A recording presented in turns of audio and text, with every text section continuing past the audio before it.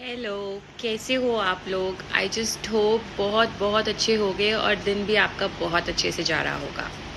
ठीक है, आज का एक ना बहुत इम्पॉर्टेंट टॉपिक है जो मैं आप लोगों के साथ डिस्कस करना चाहती हूँ। जब भी हम किसी एस्ट्रोलॉजर को, टैरो कार्ड रीडर को कंसल्ट करते हैं, हम किसी ना किसी एक प्रॉब्लम से निकल रहे होते हैं और हमें लगता है कि हमारा कोई प्लैनेट ख़राब है, कोई ग्रह दोष आ गया है, किसी ने हमारे पे काला जादू कर दिया है और हम ना उस चीज़ की रेमेडी ढूंढने की कोशिश करते हैं। ठीक है, अब हमें रेमेडीज चाहिए होती हैं उस एस्ट्रोलॉजर से, तभी हम उसको कांटेक्ट करते हैं, राइट? यही होता है हम सबके माइंड में। कोर्स किसी को प्रॉब्लम नहीं चाहिए अपनी लाइफ में, हर एक को एक अच्छा सोल्यूशन चाहिए। ठीक है, अब इसमें ना काफ़ी सारी चीज़ों का जिसे कहते हैं इन्वॉल्वमेंट हो जाता है। जैसे हम उस रेमेडीज़ को करने के लिए कितने कंसिस्टेंट हैं, हमारा फेथ है कि नहीं है, और सबसे ज़्यादा इम्पॉर्टेंट बात यह है कि हमारा कार्मिक बैगेज कितना है, जो हम लिखवा कर लेकर आए हैं पूर्व जन्मों का, या जो हमने इस जन्म में भी कुछ अच्छे या बुरे काम किए हैं और हमें रियलाइज़ भी नहीं होता है। अगर हम सोचने बैठे कि चलो पिछले जन्म का तो हमें पता नहीं, हमने क्या किया क्या नहीं किया, वी डोंट नो। ठीक है, बट ये है कि हम किसी चीज़ में बहुत ओवर स्ट्रगल करते हैं तो हमें पता लगता है कि शायद पिछले जन्म का कुछ होगा, तब हमारा थॉट प्रोसेस वहाँ जाता है। ठीक है, कि शायद पिछले जन्म में कुछ हो गया होगा कि जिसकी वजह से इस जन्म में हम इतना फेस कर रहे हैं, राइट? फिर कुछ लोग होते हैं अपना फोकस इस जन्म पे भी लगाते हैं कि अरे इस जन्म में तो मैंने कुछ नहीं किया, मैंने क्या किया कि कि मैं इतना सफ़र कर रहा हूँ या कर रही हूँ अपनी लाइफ के अंदर। उस एस्ट्रोलॉजर ने तो मुझे ये बोला था मगर मेरे साथ तो ऐसा हुआ नहीं, उसकी प्रिडिक्शन फेल हो गई, शायद उसी को एस्ट्रोलॉजी नहीं आती होगी। ठीक है, मेरे कर्मा तो बिल्कुल टिच हैं, बिल्कुल एप्ट हैं और मैंने कुछ गलत काम किया नहीं है। तो हम इस तरीके से सोचना शुरू करते हैं और कुछ लोग इसमें एक्सट्रीम उसमें चले जाते हैं दैट दे थिंक कि हमारे पे तो काला जादू हो गया है, we are under the influence of black magic, हम पे किसी ने ब्लैक मैजिक कर दिया है। ठीक है, और पता है जो हमारा इंडिया का जो वैल्यू सिस्टम है उसमें एक्चुअली बहुत ज़्यादा एस्ट्रोलॉजिकल रेमेडीज इन्वॉल्व है। तो आज हम उन्हीं वैल्यू सिस्टम्स के ऊपर बात करेंगे। Yes, you heard it right. जो हमारा वैल्यू सिस्टम है, जो हमें बचपन से हमारे पेरेंट्स सिखाते आ रहे हैं, जो उनको उनके पेरेंट्स सिखाते आ रहे हैं और जनरेशन टू जनरेशन चीज़ें चली आ रही हैं, वो कहीं ना कहीं एस्ट्रोलॉजिकली लिंक्ड है। ठीक है, उससे एक्चुअली हमारे प्लैनेट्स पे बहुत फ़र्क पड़ता है।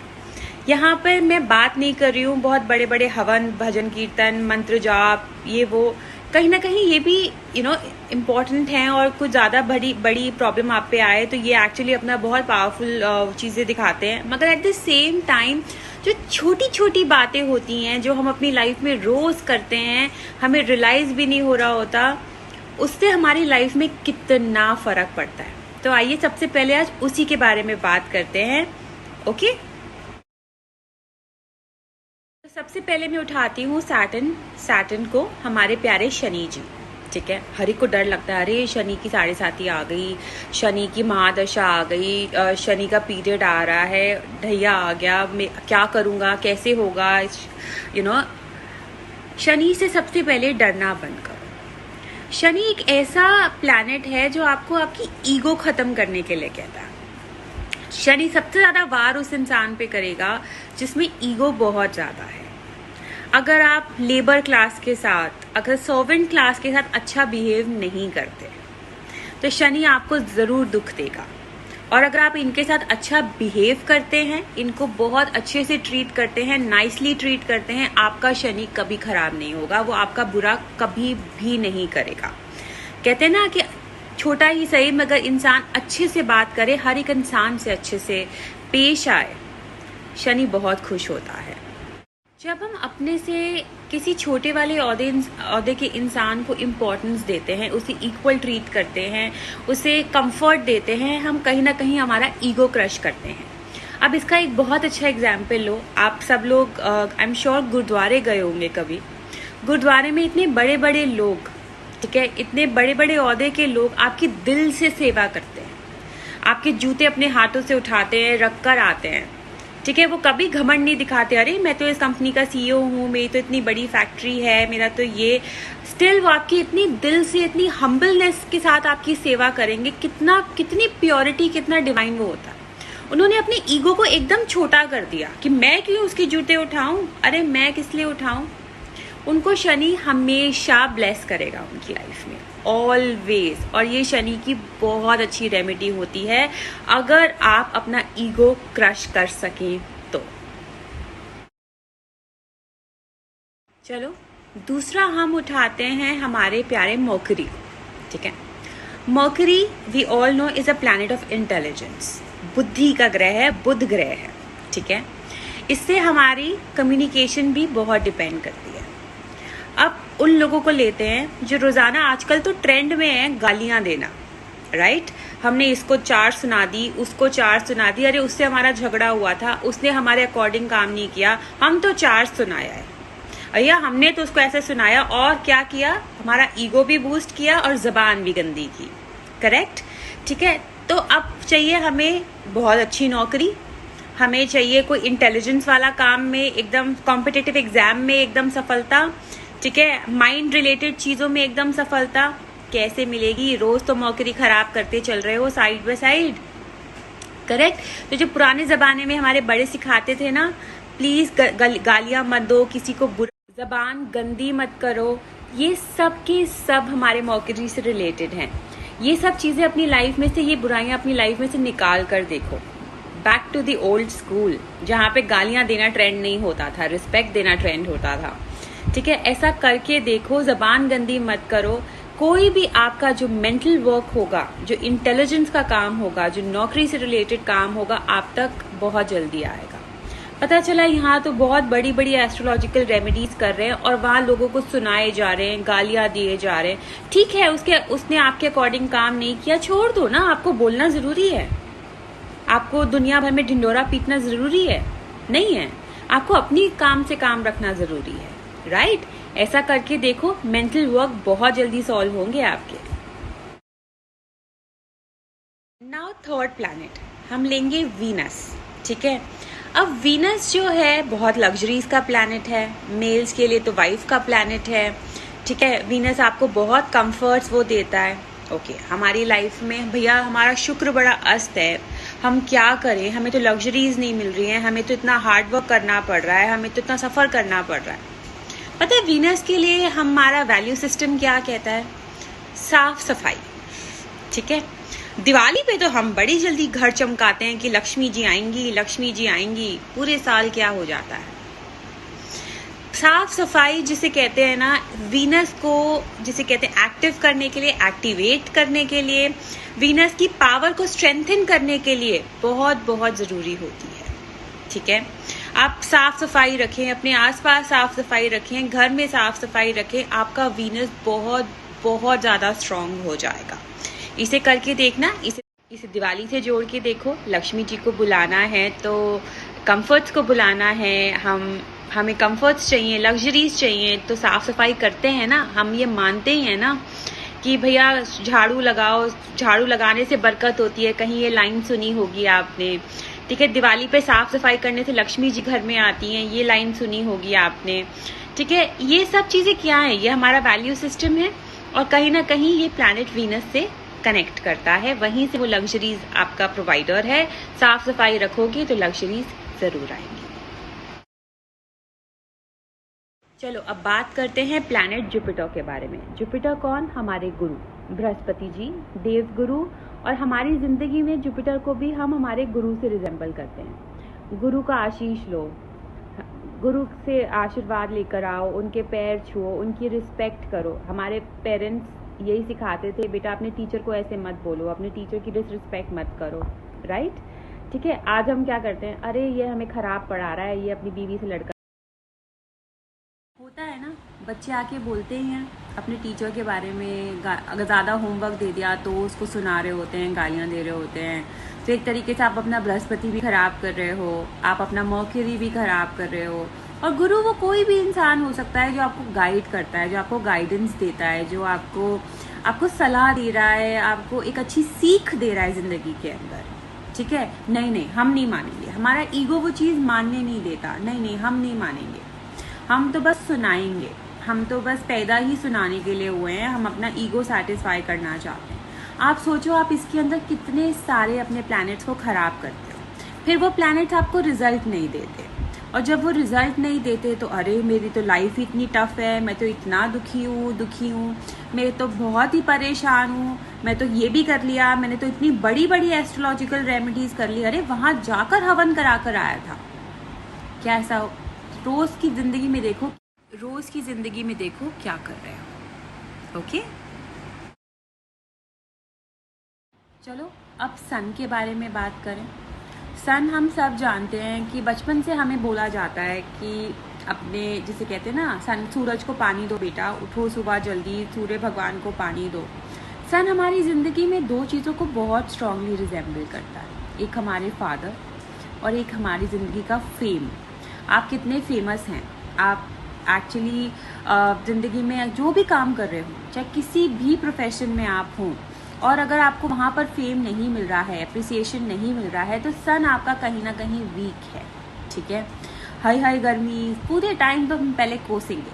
ठीक है, अगर सन ना हो तो क्या होगा, कभी सोचा है?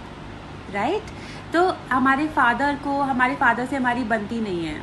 ओके, कुछ लोग उनके साथ कुछ जिसे कहते हैं बहुत काम कर रहे होते हैं तो मतभेद हो जाता है, ईगो क्लैशेस हो जाते हैं। किसी के फादर थोड़े स्ट्रिक्ट होते हैं, डिसिप्लिन्ड होते हैं, हम उनकी बात नहीं मानते, हम रिटेलिएट करते हैं चीज़ों के साथ, हम झगड़ा भी करते हैं, तो ये कहीं ना कहीं हमारे सन को अफेक्ट करता है। कहते हैं ना, हम हाथ बचपन में सिखाया जाता था पेरेंट्स की रिस्पेक्ट करो। ठीक है, अगर सन की रिस्पेक्ट करोगे, फादर की रिस्पेक्ट करोगे तो सन आपका पावरफुल होगा, मदर की करोगे तो मून आपका पावरफुल होगा। ओके, तो सन मून के लिए ये चीज़ें बहुत बहुत इम्पॉर्टेंट है।